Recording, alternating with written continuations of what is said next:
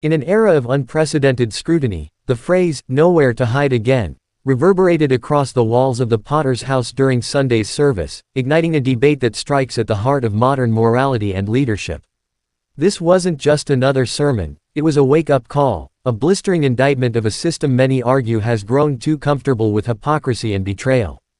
Delivered with the gravitas of a prophet speaking truth to power, the message cuts through the noise of a divided nation, laying bare the ethical decay in institutions meant to uphold trust.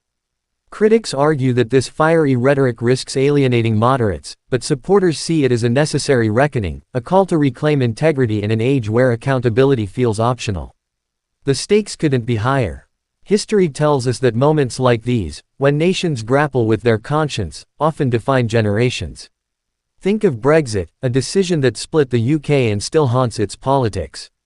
Or the polarizing 2016 US presidential election, where ideological fault lines grew into chasms. Now, this moment demands its own reckoning. At the center of the controversy are powerful political and spiritual figures, whose decisions critics say have eroded public faith. The people have been betrayed, many assert, pointing to a series of scandals and missteps as proof. These words, spoken during Sunday's service at the Potter's House, have sparked a firestorm of debate, transcending the walls of the church to echo across a nation teetering on the brink of moral collapse. It wasn't just a sermon, it was an alarm bell, a searing denunciation of a system where betrayal and impunity have become disturbingly routine. For years, leaders, both political and spiritual, have dodged accountability under the guise of power and privilege. Now, as the country grapples with mounting crises, the once unquestioned sanctuaries of authority face unprecedented scrutiny. Critics call this moment a witch hunt, but supporters frame it as a watershed, the kind of reckoning that history books record as transformative. This isn't the first time the nation has stood at such a crossroads.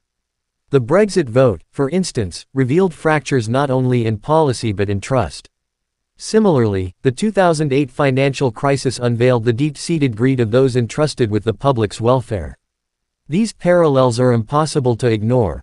When the guardians of a system falter, the fallout shakes societies to their core. At the Potter's House, the message wasn't just about faith, it was about accountability. Leaders, both named and implied, were accused of failing the very people they claimed to serve.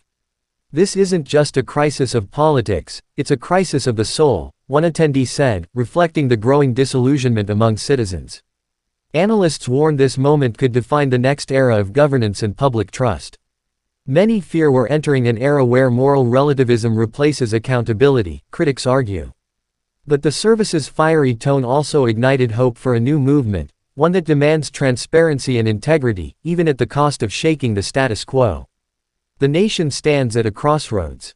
Will it double down on apathy and disillusionment, or will this moment mark a turning point toward a culture of accountability?